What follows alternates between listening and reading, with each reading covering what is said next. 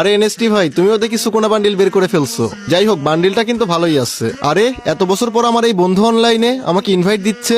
NST ভাই একটু থাকো তো, আসতেছি। আরে বন্ধু, কি অবস্থা? কেমন আছিস? এই তো ভালো আছি, তোর কি অবস্থা? দীর্ঘ 4 বছর পর আবার আমি এই গেমে।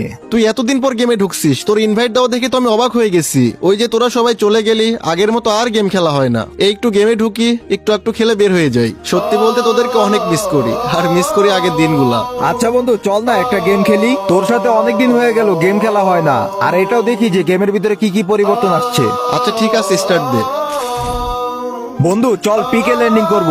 তোর মনে আছে আগে আমরা সব ম্যাচে পিকে ল্যান্ডিং করতাম, আর আমরা পিকে নামলে আমাদের সামনে কোনো স্কোর দাঁড়াতেই পারতো না। সবকিছুই মনে আছে, এগুলা কি ভোলা যায়? কি রে বন্ধু, তুই এটা আমাকে কোথায় নিয়ে আসলি? কই আবার নিয়ে আসলাম? তুই না আমাকে পিকে নামাইতে বললি। কি বলিস? এটা পিক মানে? আমাদের পিক তো এরকম ছিল না। হ্যাঁ ঠিক বলেছিস, ওই সময় পিকটা এমন ছিল না। এই আপডেটের পর শুধু পিক না, দেখ পিকের নামও চেঞ্জ হয়ে গেছে।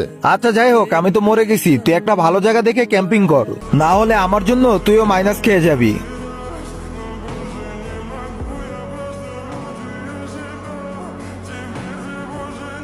কি রে বন্ধু, আমি আবার বাঁচলাম কেমনে?